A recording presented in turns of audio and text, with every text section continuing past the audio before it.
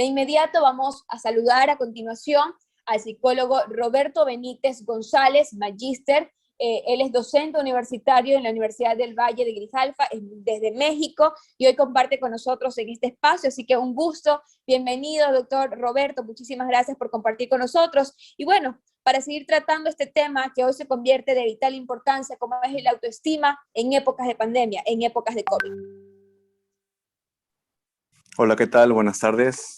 Agradezco a todos los que están presentes en el evento. También agradezco mucho a las personas que hicieron, posible el evento, tanto a la parte, digamos, como que la alcaldía, a la parte, digamos, como que el patronato, y las personas con las que he colaborado en el centro de personas con discapacidad, igual, y también un agradecimiento pues, a IESEC en Manabí, ya que sin ellos, pues básicamente su servidor no hubiera podido compartir grandes experiencias con muchas personas de Ecuador. Bien, entonces voy a compartirles mi pantalla para que puedan observar la presentación.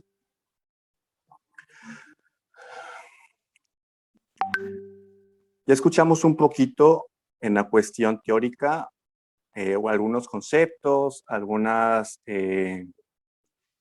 cuestiones muy puntuales en la parte de la autoestima. Yo voy a enfocar un poquito más en la cuestión emocional y darles algunos tips, algunas herramientas para que cada uno de ustedes pueda llevarlas a cabo, llevarlas a práctica y obviamente trabajar poco a poco desde su interior. Muchas ocasiones pensamos que la parte de la salud mental, la parte de la salud psicológica solamente está, digamos, como que desde el punto de vista del psicólogo o del psiquiatra, pero no debe ser así. Cada uno de nosotros tiene la oportunidad para crecer. Cada uno de nosotros tiene la oportunidad de ser feliz. Y por ello es que quiero regalarles esta primera frase, que es de Confucio y que nos dice: la mayor gloria no está en no caer nunca, sino en levantarse cada vez que caemos. ¿Por qué empiezo mi intervención con esta reflexión? Ya que normalmente medimos la cuestión de la autoestima, la cuestión del éxito, la cuestión, digamos, como que de todo lo bueno que nos pasa desde lo que tenemos o desde lo que ganamos, pero muy pocas veces volteamos a ver el esfuerzo, volteamos a ver todo lo que nos ha costado, dejamos de lado los fracasos y decimos es que el fracaso no sirve o es que el fracaso es malo o es como que algo que no se tiene que ver. Y eso en muchas ocasiones pues no es del todo cierto, ya que de ahí viene el impulso, de ahí viene obviamente, como mencionaba el psicólogo, esta parte de la autoestima, la parte del autoconocimiento. Por ello, siempre que yo empiezo con esas reflexiones, normalmente pregunto, y pregunto mucho, ¿no? Entonces, ahorita escuchaba al psicólogo que mencionaba que cuánto tiempo nos dedicamos, ¿no? En el día. Y esa parte del cuánto te dedicas tiene una relación muy grande a la pregunta de quién soy. Porque si nos preguntamos quién soy, podemos o decir nuestro nombre o dar una descripción de lo que somos. A lo mejor decimos que hemos estudiado o que hemos logrado. Cada quien va a tener una definición muy distinta del quién soy. Pero al final, eso es lo maravilloso tanto de la vida como de la cuestión psicológica, que la pregunta quién soy nunca va a tener una respuesta idéntica o no va a haber, digamos, como que una regla general. Cada persona va a dar una respuesta distinta. Y yo creo que el irse descubriendo poco a poco nos va a ir llevando a rumbos desconocidos en nuestra vida. Por lo tanto, les regalo otras 3 preguntas que se pueden realizar para poder reflexionar internamente, ¿no? Por ejemplo, el ¿qué tanto me conozco? Y en el ¿qué tanto me conozco? Entra lo que les había yo dicho al principio. Todo lo bueno, todo lo malo, cuestiones emocionales, cuestiones de aprendizaje, qué he dejado de hacer o qué me he puesto a hacer, qué limitaciones tengo o qué cosas he dejado de hacer. En ocasiones podemos ver la vida desde la perspectiva que nosotros tenemos. Y digo, es normal, porque cada quien vive la vida de forma independiente. Sin embargo, cuando nos topamos con las demás personas y les empezamos a preguntar su concepto de felicidad, su concepto de de persona, su concepto de vida, nos vamos a encontrar con un sinfín de definiciones. Y esto es lo que nos va a permitir ser empáticos, entender y sobre todo no maltratarte tanto, ni tampoco exigirte de más o exigirte menos. Decir, es que no puedo. ¿Y por qué no puedes? No, pues porque la primera vez que lo hice no me salió, ¿no? Pero no debe de ser así. Y algo que mencionaba también el psicólogo con cuestión de las metas, tienen que ser metas obviamente reales y metas concretas. Y dentro de estas metas les tengo también la siguiente pregunta, la de ¿cuál es mi mayor deseo? Realmente en toda tu vida o en todo lo que has vivido, siempre has deseado cosas diferentes. Pero aquí el punto es, ¿qué es lo que tú anhelas en este momento? Y si no tienes ningún anhelo, no te preocupes, no pasa nada, no es malo, al contrario, está bien. ¿Por qué? Porque tienes la oportunidad de poder preguntarte qué es lo que yo realmente quiero, qué es lo que yo realmente deseo. Y si eso que yo quiero está empatado o está traslapado con lo que yo estoy haciendo. A lo mejor yo quiero, por ejemplo, ser un buen estudiante, sacar buenas notas. Y ahí me voy a preguntar, ¿realmente mi desempeño académico, realmente lo que yo estoy haciendo, me está ayudando para que yo pueda llegar a ese deseo que yo quiero? Y es ahí donde esa reflexión interna va a permitir empezar a explorar un mundo desconocido en ti, que es parte del autoconocimiento y la autoevaluación. Y a partir de aquí es donde nosotros vamos a empezar a manejar varios constructos que no son nuevos, que ya Aristóteles, Sócrates y Platón habían empezado a platicar. Los que tienen que ver, primero, con la capacidad de asombro, el segundo, con la duda y el tercero, con la felicidad. Los filósofos griegos mencionaban que los seres humanos somos seres maravillosos porque podemos asombrarnos todos los días de todo lo que observamos. Y también tenemos la capacidad, de poder preguntarnos todo lo que nos rodea. Mencionaba también otro filósofo por ahí que nos hace falta a los adultos un poco de la inocencia de los niños, porque los niños cada vez que van a la escuela, cada vez que ven a sus padres, se preguntan algo. Oye, papá, ¿y por qué te pasa esto? Oye, papá, ¿y por qué llueve? Oye, papá, ¿y por qué estamos haciendo esto? Siempre están preguntando el por qué, por qué, por qué. Y uno cuando es adulto, hasta como que nos da pena preguntar, ¿no? O sea, vamos a una dirección y te da pena preguntar por qué van a decir, ¿no? Y esa es la parte del, de reflexión que los niños nos han regalado y que obviamente tenemos que volver a rescatar. Y por último, ¿qué tan libre soy de actuar? Esa parte que mencionaba el psicólogo hace ratito de cuánto tiempo te dedicas, también responde esta parte, de qué tan libre soy. ¿Actúo porque los demás me lo piden? ¿Voy al gimnasio porque quiero impresionar a una persona o realmente lo hago porque quiero trabajar en mí? ¿Realmente lo hago para quererme a mí? ¿Realmente hago una labor social solamente para tomarme una fotografía o realmente lo hago porque lo siento y porque realmente quiero dejar algo? El día de ayer le preguntaba yo a unos padres de familia que si pudieran tener un superpoder, ¿cuál sería?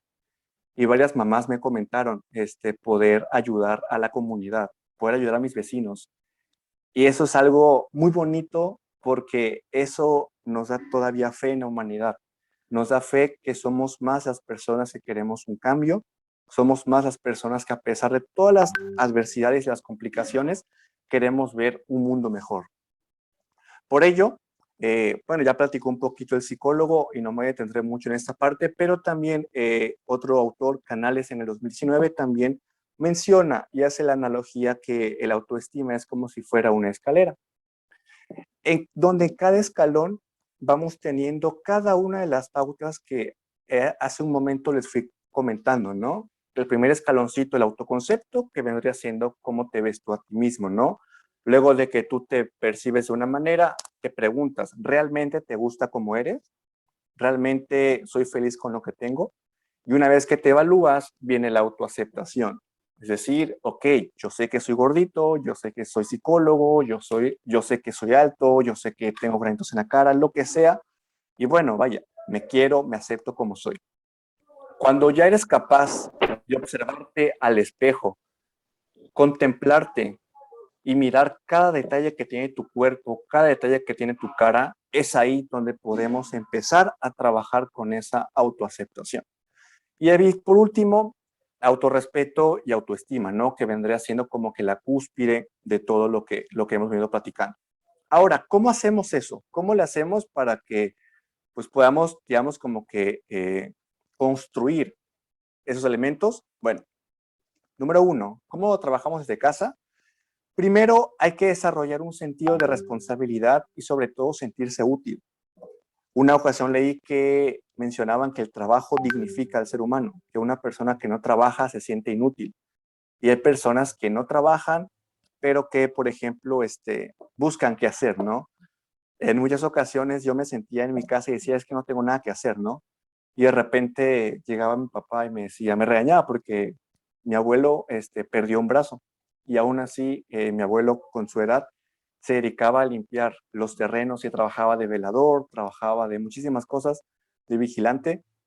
Y yo decía, bueno, como un señor que no tiene un brazo y que ya me duplica o me triplica la edad, puede hacer más cosas de las que yo en teoría debería ser capaz, porque yo soy más joven, tengo mi cuerpo completo y pues tengo más salud que él, ¿no? O bueno, en teoría, ¿no?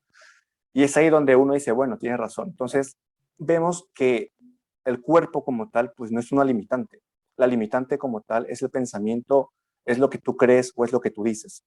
El día de ayer también trabajamos con los niños con discapacidad y parecían, y una persona me decía, es que los niños, vaya, estaban jugando, estaban felices como cualquier tipo de persona. Y es que así tiene que ser, porque todos somos seres humanos y realmente la única limitante que tenemos como personas y como seres es la mental o es la psicológica. Además, debemos de empezar a cuidar la cuestión familiar, la cuestión del contacto, la cuestión de tus amigos. No importa que no los puedas ver, lo importante es enviarles un mensaje, ¿cómo estás? Buenas tardes, buenas noches, porque tú nunca sabes por lo que está pasando la otra persona. Y siempre le hablo con mis alumnos, les digo, ¿sabes qué? Antes de que juzgues a una persona, primero pregúntate si también no está pasando por una situación muy complicada. ¿Y por qué? Porque de aquí nace la empatía, porque no somos los únicos que nos ponemos tristes o que nos ponemos felices. Todas las personas tienen emociones y es lo maravilloso de la vida.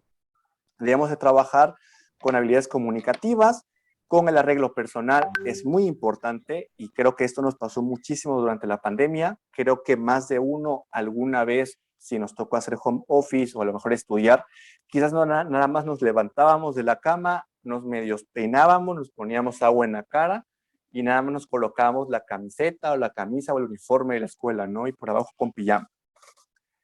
Digo, no está mal, está bien, porque optimizar tiempo, ¿no? Pero esta parte de la autoestima, esta parte del quererse a uno mismo también es parte del aseo, de la integración y del arreglo personal. No importa que estés en tu casa, siempre arréglate, pero no para los demás, arréglate para ti. Perfúmate la cara, lávate la cara y sobre todo, obsérvate y ámate tal cual eres. Quizás muchos me vayan a preguntar, sí, Roberto, se escucha muy fácil, pero estamos en pandemia, no hay trabajo, me corrieron del trabajo, no podemos salir, no podemos dar abrazos. Ya el psicólogo mencionaba y también el alcalde mencionaba una terrible tragedia que afectó a todos sobre todo la parte de Manta, ¿no? Que tiene que ver con el terremoto, un suceso gravísimo. Y sobre todo a pesar de eso, como sociedad pudieron levantarse. En México, por ejemplo, también no es la excepción. Hemos sido golpeados muchísimo. Y mucha gente decía, bueno, es que la pandemia es dura. Ahora imagínense el dengue. Y ahora imagínense una inundación, ¿no?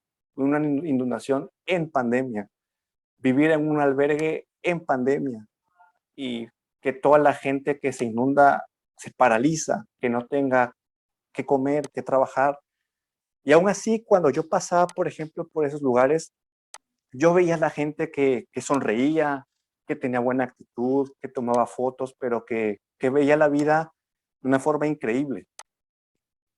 Y esta parte es la que creo que nos hace falta complementar como seres humanos. Es decir, a pesar de todas las dificultades que podamos tener, a pesar de todo lo complicado que podamos tener, que podamos perder todo lo que hemos tenido, tener la fortaleza de pararte, levantar la cabeza, lavarte, de decir, voy a salir adelante, voy a rescatar a mi familia, voy a reconstruir mi casa. Y creo que dentro de lo que nos une tanto a México como a Ecuador es eso, la capacidad que tenemos como personas para poder ayudarnos y sobre todo para trabajar y salir adelante. Entonces, nada es tan complicado como parece. Y por ello, hay que entender que la autoestima tiene muchísima relación con las emociones. ¿En qué sentido? Hay que entender que el sufrimiento es inherente al ser humano. ¿A qué me refiero con inherente? A que es parte de nosotros. Así como hay emociones que pueden ser agradables, hay emociones que pueden ser desagradables. Por ejemplo, la tristeza. Pero que yo me ponga triste no quiere decir que eso sea malo. Al contrario, eso quiere decir que estoy vivo y que tengo presente, una emoción. Todas las emociones son básicas y son necesarias para poder desarrollarnos y para poder crecer. Por lo tanto, hay que entender que ese sufrimiento nos pertenece y aceptarlo para poder soltar. Creo que la parte más complicada de una persona en cualquier ámbito es poder soltar. Y el psicólogo comentaba sobre la pérdida, sobre los ideales. Y en ocasiones nos quedamos clavados con eso. Es que yo solamente quiero estar así, quiero estar así. Y no suelto, no me animo a decir, ¿sabes qué? Voy a arrancar esta página de mi vida y voy a seguir adelante. Es un trabajo muy complicado, pero es parte del trabajo interno. Hay que entender que todas las actitudes también son predisposiciones aprendidas. No nacemos con eso. ¿Tenemos una predisposición genética? Sí, pero no es un 100%. Hay que tomar en cuenta que una actitud se forma de 3 componentes, de una conducta, o sea, lo que hacemos, de una emoción, de lo que sentimos y de un pensamiento, de lo que tú dices. En ocasiones sentimos algo, pero hacemos otra cosa. Y los que hacen eso normalmente se le conoce como hipocresía, ¿no? Pero es parte de las emociones, de las actitudes. Entonces, esta parte también hay que tomarla muy en cuenta, sobre todo para poder aprender y obviamente también crecer como personas. Ahora, ¿cómo le podemos hacer? Bueno, hay muchísimas estrategias que podemos utilizar. El psicólogo les dio algunas. Yo también les comenté que pueden observarse en el espejo, a lo mejor pueden escribir un diario, a lo mejor, si creen en Dios, por ejemplo, pueden levantarse y hacer una oración, pero también, por ejemplo, si son un poquito más de hacer cosas o de ser prácticos, les regalo 2 ejercicios que tenemos aquí. En la parte superior tenemos una tablita que se llama autorregistro. Ese autorregistro me permite identificar mis actitudes. Recuerden que las actitudes tienen una conducta, una emoción y un pensamiento. Y ese pensamiento es originado por una situación. Es decir, la situación es lo que a ti te ha pasado. Vamos a suponer que a lo mejor tú pasas por la calle, vas caminando por una calle muy oscura y de repente ves a un sujeto en la esquina. Esa sería la situación, lo que está pasando en ese momento. Tú una vez que ves a ese sujeto, viene a ti una emoción de miedo. ¿Miedo por qué? Porque crees que esa persona te va a asaltar. Por lo tanto, el pensamiento sería, creo que la persona que está en la esquina me va a asaltar. Y en emoción, colocarías qué emoción sientes en ese momento. A lo mejor sientes miedo, por ejemplo, ¿no? Y una vez que colocas el término miedo, te evalúas a ti mismo, obviamente ya en casa, ¿no? Y te preguntas, bueno, del 0 al 100, ¿qué tanto miedo me dio esa situación? Siendo 100 lo máximo. Y ahí cada quien va a ir registrando qué tanto miedo sintió en esa situación específica.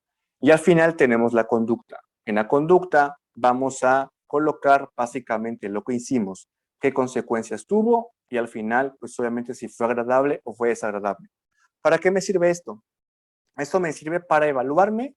Una, aparte de los pensamientos, conductas y emociones, sirve para poder evaluar realmente cómo yo reacciono ante diferentes situaciones. Me permite reconocer mejor quién soy, aprender más de mí mismo y sobre todo, si hay alguna situación similar, ahí poder decir, ¿sabes qué? Yo ya sé cómo me enojo, o yo ya sé que cuando me pone triste una película, o yo ya sé que cuando paso por un callejón me voy a sentir inseguro, entonces busco una alternativa. Pero a partir de ahí es donde empezamos a conocernos más a nosotros y es la parte más importante. Otro ejercicio que les puedo regalar es la parte del medidor emocional. Es básicamente un cuadrante que tiene una división de 4 estructuras, ¿no? En forma, digamos, como que poco técnica, les puedo comentar que este medidor emocional, por la parte izquierda, tiene la parte de energía. Y la energía tiene 2 niveles, energía alta y energía baja. Y en la parte inferior tenemos la palabra sentimiento con la cuestión agradable en positivo y desagradable en negativo. Y cada una tiene un color característico, ¿no? Normalmente, cuando tenemos una emoción, la podemos ir colocando ahí. Por ejemplo, ahí tenemos el enfado. El enfado o el enojo sería un sentimiento, una emoción desagradable, pero con una alta energía. ¿Qué quiere decir esto? Que el enojo te activa, te acelera, pero es algo que te hace mal. Al contrario, por ejemplo, tenemos la cuestión eufórica o la cuestión de alegría, que vendría siendo una situación agradable, pero con una energía alta. Caso contrario, tenemos los sentimientos, emociones de energía baja, donde tenemos, por ejemplo, la tristeza, que es de energía baja porque nos apaga, porque nos decae el ánimo, porque te sientes sin ganas de hacer nada, por ejemplo, pero es una situación desagradable. ¿Por qué? Porque te descuidas. Caso contrario, por ejemplo, del sosiego o de la tranquilidad, por ejemplo, que son situaciones de baja energía, pero que sí son agradables, porque al final de cuentas te relajas, ¿no? Si por aquí hay alguna mamá que estuvo trabajando el día de ayer las técnicas de relajación, se podrá dar cuenta, ¿no? De que la tranquilidad o la relajación es un momento de mucha tranquilidad, de una energía muy baja, pero que es un sentimiento demasiado agradable. Esas son las técnicas que les puedo compartir. Ojalá les puedan, digamos, como que servir de algo. Y para poder cerrar mi participación, quisiera yo dejarles una pregunta de reflexión para que se puedan llevar a su casa, la puedan compartir o inclusive cuando se estén duchando, se puedan preguntar, ¿por qué es importante el amor y el respeto por uno mismo? Y una vez que podamos encontrar esa respuesta, yo creo que nuestra vida puede empezar a mejorar. Muchas gracias. Muchísimas gracias por compartir con nosotros, realmente Roberto, de toda la experiencia y bueno, de también otros espacios. Saber que lo mismo que pasa en México, que a lo mejor no es lo que está en Ecuador, sin embargo esta pandemia ha golpeado a todos a nivel del mundo y hoy en día pues temas como la autoestima se convierte realmente en un tema universal para todos y que se puedan manejar también dentro del núcleo familiar con toda la experticia que ustedes han podido compartir junto a nosotros. Tenemos un par de preguntas que se las voy a dar a conocer a continuación. Para que ustedes también, pues, desde sus puntos de vista y conocimientos puedan brindarnos también una respuesta a las mismas referente a los temas tratados justamente con lo de la autoestima. Y la primera que nos realizan dentro del foro es la siguiente. ¿Qué tanto puede variar el autoestima con la opinión de las demás personas? Es decir, ¿cuánto influye la opinión de las demás personas en cómo manejo yo mi autoestima? Entonces, no sé si José o Roberto puedan darnos allí a lo mejor dos puntos de vista distintos. Entonces, creo que escuchamos primero, José, tu respuesta y luego a Roberto, igual para compartir y poder tener dos respuestas referente a este tema que me parece realmente muy desconocido quizás para muchos y la interrogante pues es válida dentro de este foro. Claro, Erika, si me puedes hacer la pregunta, por favor.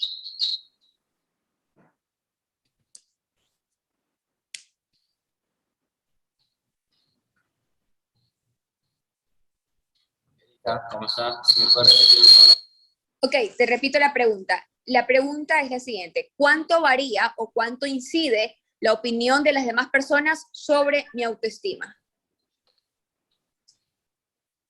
Claro, y sin duda es cuánto la dejemos incidir.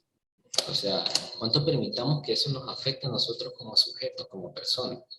porque tomemos en consideración que somos sujetos totalmente sociales y la gente siempre va a opinar. Nuestros compañeros de trabajo van a opinar, nuestra familia va a opinar de nosotros.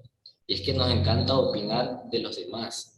Entonces, la capacidad que nosotros tengamos de autoevaluarnos, reconocernos como personas, como hijos de Dios, como personas totalmente capaces, con cualidades, con virtudes y con defectos, no nos va a afectar si nosotros nos conocemos, si nos autoevaluamos diario. Tomemos en cuenta que el tema de autoestima es un trabajo diario. O sea, no es que viene el psicólogo Roberto Benítez, no es que viene José Echeverría y le habla de la autoestima y el autoestima está alto, no. Esto es un trabajo personal, que la mamita, que el papito, que el ciudadano mantense debe realizar todos los días, día a día. Autoevaluarnos como personas, conocernos a nosotros y sin duda delimitar toda esta gama de personas que no nos favorecen nuestra autoestima. Entonces, uno de los puntos, va a ir la respuesta, es cuánto nosotros lo permitamos. O sea, somos sujetos sociales, pero como nosotros permitamos que eso nos afecte, va a dar, denotar quiénes somos, ¿no? Entonces, delimitar nuestras amistades y, más que todo, potencializar algunas de las cosas evaluándonos y autoconociendo.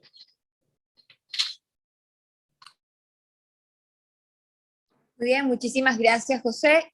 Roberto, tal vez nos puedas ayudar con tu punto de vista referente a esta pregunta. Te la vuelvo a repetir igual.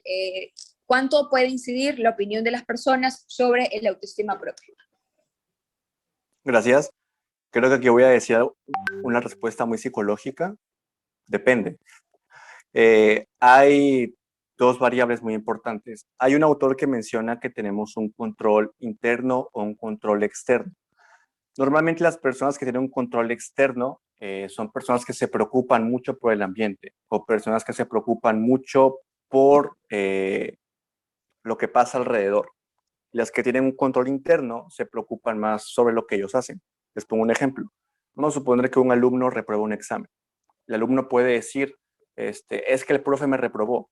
Si menciona el profe me reprueba, es porque su control es externo y le echa la culpa o culpabiliza a lo que pasa alrededor de lo que él tiene.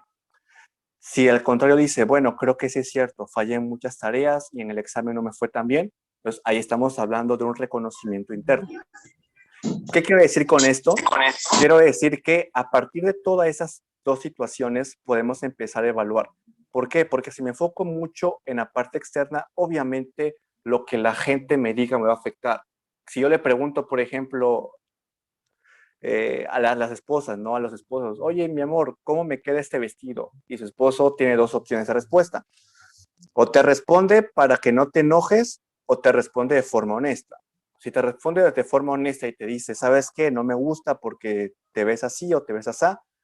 Si ese comentario te ofende, entonces tu control es externo y tendríamos que preocuparnos más por lo cómoda que tú te sientes. Es decir, realmente tú cómo te sientes. ¿Te gusta verte con ese vestido?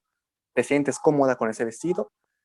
Y obviamente eso va a permitir a que pues todo lo que la gente nos diga allá afuera pues no nos afecte tanto, ¿no? Pero tiene que ver, como mencionaba igual el psicólogo, con un trabajo muy, digamos, interno, pero hay que reconocer cuál es nuestro mecanismo de función, si somos personas externas o personas internas. Muchísimas gracias realmente por compartir de toda la experiencia que ustedes han tenido. Tenemos algunas preguntas que se han generado pues, con los oyentes que están dentro del foro, inquietudes que ellos han venido pues, compartiendo a lo largo de las ponencias, y una de ellas menciona lo siguiente, y aquí voy a pedir, José, igual si nos puedes ayudar con la respuesta. ¿Puede la autoestima variar con el tiempo? Claro, sin duda alguna, Erika, puede variar. O sea, no es que dejemos de sentir. Nosotros somos seres que sentimos, porque somos sujetos de carne y hueso. Entonces, para expresarlo de manera más coloquial, sí, puede variar y no significa que todo el día o toda la vida vamos a estar con una autoestima alta. la capacidad que nosotros tengamos para reconocer en momentos que, no, es que me siento muy triste, no, es que yo me siento mal, predisponernos a mejorar, evaluarnos a nosotros mismos, y de ahí en adelante, esa es la capacidad que tenemos que lograr. Entonces sí, puede que en momentos no nos sentamos muy alegres, puede que en momentos nos sintamos eufóricos o animados, pero es como nos apreciamos a nosotros mismos como personas. Entonces depende mucho también de cómo nos reconocemos. O sea, si no nos llegamos a reconocer y simplemente actuamos de manera impulsiva o actuamos sin autocontrol, entonces sí puede afectar con el tiempo nuestra autoestima.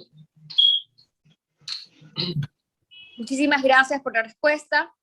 Tengo otra interrogante generada en el foro y bueno, creo si nos puedes ayudar también con esta respuesta. Por favor, Roberto, la pregunta es la siguiente. ¿Qué le recomendarías a los jóvenes para levantar su autoestima? Considerando que esta edad es de las más sensibles, todo les afecta y tienden a deprimirse muy fácilmente. Incluso existen casos de suicidio. Bien, gracias. Bueno, ¿qué se puede recomendar aquí? Lo que podemos hacer son dos cosas. La número uno es no quedarse solos, no aislarse, y la segunda sería expresar sus emociones. Algo que pasa muchísimo en México, por ejemplo, es que normalmente etiquetamos las emociones. Decimos, es que los hombres no deben llorar. Inclusive hay una canción que dice eso. Dicen que los hombres no deben llorar por una mujer que ha pagado mal. Eso, por ejemplo, afecta muchísimo a la parte del crecimiento de los jóvenes y obviamente cuando te ven llorar, te ven como una persona frágil. Y es una de las principales, digamos, como que causas. No es determinante, pero sí es una causa que provoca que los jóvenes obviamente se aíslen y por consecuencia se puedan, digamos, como que desarrollar ciertas patologías, ¿no? Entonces, una recomendación, repito, tiene que ver con expresar tus emociones, no tengas miedo de expresar lo que sientes, no tengas miedo de platicarlo. Ayer le comenté yo a las mamás que si no tienes a una persona para poder platicar, y si crees en Dios, platica con Dios, no hay nada de malo, ¿no? Cada persona puede expresar sus emociones la forma en la que ellos crean que es prudente sin afectar a terceros. Confía en tu familia, confía en tus padres, confía en tu madre, confía si tienes un mejor amigo, en tu mejor amigo, pero nunca, jamás te quedes solo. Es una recomendación, es importante, y si crees que no puedes más, hay que buscar ayuda. Ayuda ya sea profesional o inclusive en algún grupo o alguna actividad que nos ayude a canalizar esas emociones. Gracias. Muchísimas gracias, Roberto, por esa respuesta y realmente pues esperamos que todo lo que estamos dando respuesta dentro de este foro y a las personas que están haciendo las preguntas les sea de vital ayuda y así pues también poder prevenir muchísimos temas que podemos evidenciar en la actualidad referente a la autoestima o a la baja autoestima, a lo mejor que puedan tener no solo nuestros jóvenes, sino hoy en día todos en el núcleo familiar afectados por esta pandemia.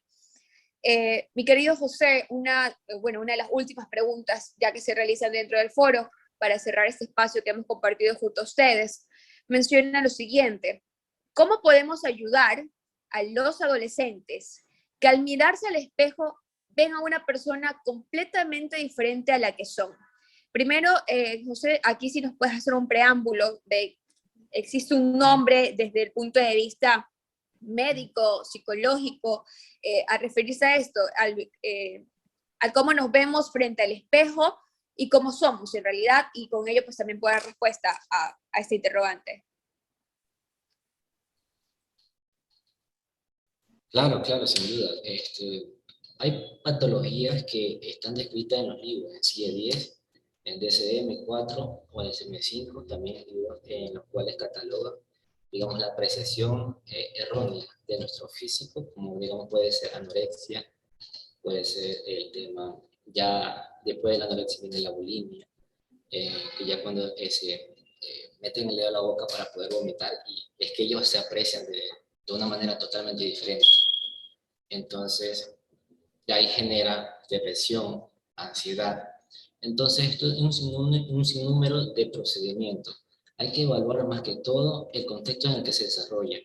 Si existen padres dentro de familia, y la comunicación de estos padres, si existió un refuerzo positivo acerca de su autoimagen, cómo este chico se percibió así feo, o dentro del círculo de amistad, cómo se percibió.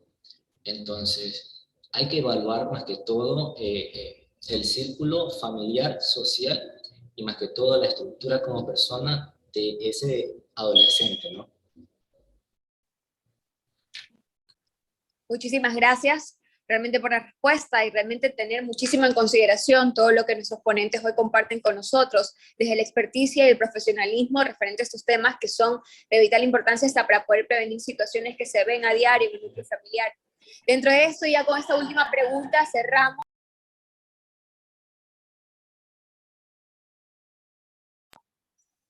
Bueno, mi querido Roberto, ya para cerrar este foro, si me ayudas con la respuesta, ¿puede una persona tener demasiada autoestima en la adolescencia y baja autoestima cuando se es adulto?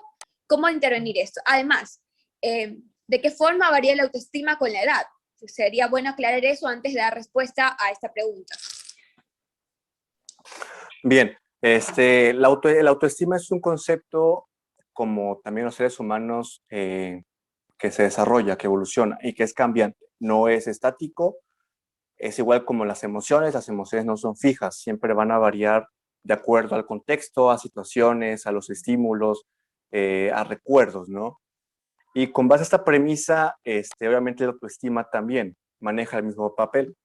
Ahora, aquí hay que tomar en cuenta cuál es el constructo o qué entendemos por la palabra mucho, porque hay límites. Por ejemplo, normalmente, y creo que el psicólogo lo mencionaba en su intervención, las personas que solemos, un ejemplo, de ocupando porque puede ser inclusive mejor que yo. Por eso, esta parte de que sí, el que tengamos mucha autoestima, por ejemplo, en la adolescencia. A poder contribuir hacia lo que necesita nuestra sociedad. Hoy enfrentar esta pandemia es un trabajo de todos y lo hemos venido realizando realmente pues con la participación de nuestra ciudadanía. A todas las personas y por todo lo que hemos compartido en este tiempo. Una vez más, agradecer a nuestros doctores por compartir de todo su conocimiento con nosotros, por dar respuesta a estas interrogantes.